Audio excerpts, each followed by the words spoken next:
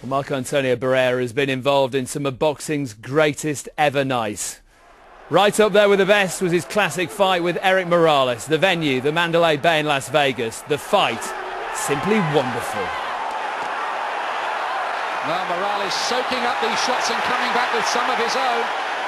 This just might be something very special. Morales, big straight right through the middle. That's the shot they think that Barrera might be vulnerable to. There it is again.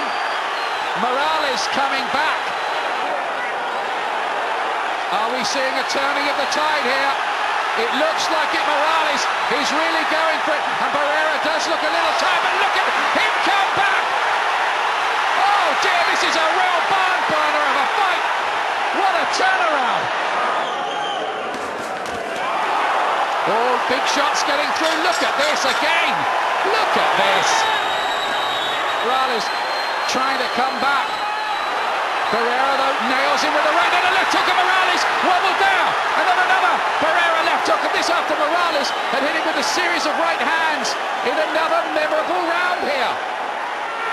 Barrera has won this last round, I think.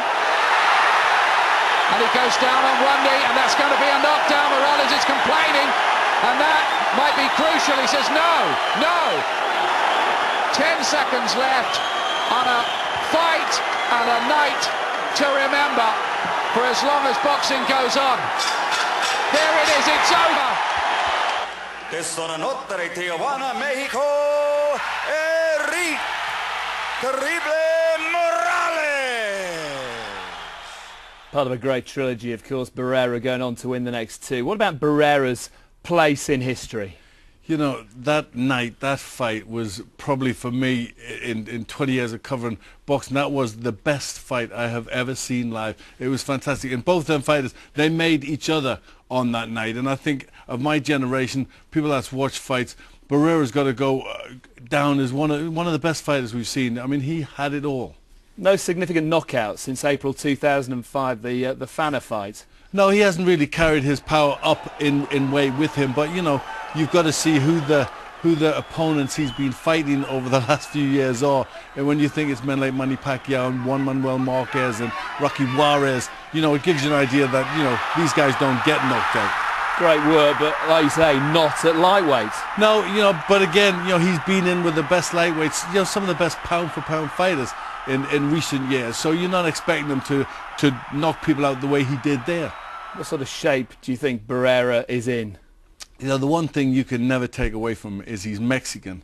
And, you know, he's got a massive pride. So he'll come in great shape. He won't want to lie down. He won't want to just fold in this fight. This will be a big fight for him.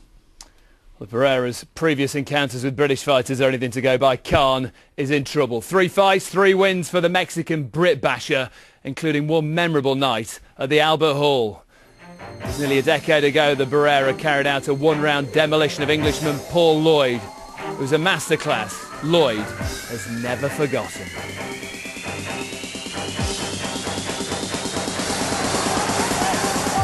Lloyd looking very disorganised and a little bewildered by the sheer class of the man. Barrera is the fastest combination puncher I've ever faced. Look at these shots. They're coming from all over the place. He doesn't let you off the hook. He's very accurate with his punches as well. He's taken a terrible beating in there. You did not have time to think. It's off. It's over after 1 round. I bought the referee a drink afterwards. I said thanks. Thanks for not putting me through anymore.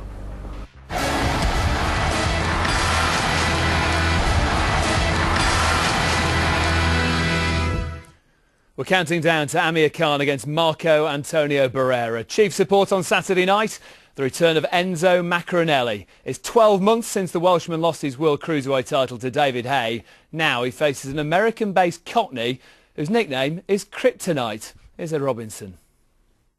He plans to destroy Welsh hope Enzo Maccarinelli, but Ola Afolabi believes he'll also cap a great night for British boxing, because the Freddie Roach-trained cruiserweight is actually a transplanted Londoner.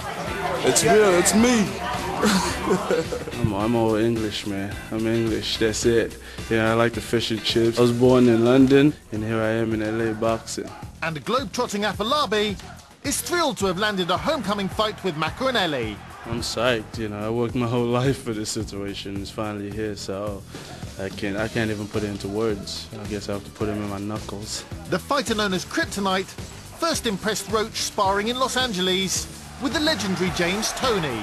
I've seen him beat up James Toney in the gym before, you know, just with his awkwardness and he's not an orthodox fighter. I lived in the gym, you know. I lived across the street, and I just take everybody's style and put it together. And I've been on a long road. I've sparred pretty much everybody, so whatever Macaronelli can bring, I've seen it before. Macaronelli certainly holds no fear for the hungry visitor. He's had a hard year. He's had, you know, a tough year. I've had a tough life, you know what I mean? I want it bad. I want it bad, extremely bad, you know. I want to eat. I want to buy that house, you know. I want that nice car, you know, so I know he's going to bring it, so am I. Definitely going to be exciting, for sure. He does come to fight. So will a new British star be unveiled come Saturday night? I'm cooking. I'm boiling. Let's go. He's hot. He's a character, but he's never run into anyone who can bang like Enzo Macaronelli. No, that's right. And Macaronelli really has something to prove, hasn't he? You know, I think his loss to David Haye, he wants to put that out of everybody's mind and show that, you know, he's a real puncher, he's exciting, and he wants to get his hands on the world title. It's so exciting to watch. Well, you know, he's tall, he's long, and he's got that ferocious left hook, you know, and if he lands that punch, he can take anybody out. Is there more to him than just this, though? You know, well, we know he can box as well. We know he can box, but he's exciting and he wants to get the job done. He wants to go in there for a fight, and I think that's why people like Enzo Macaronelli, because, you know, he goes out there to land the big punch, you know, right from the off, and that's what makes him exciting.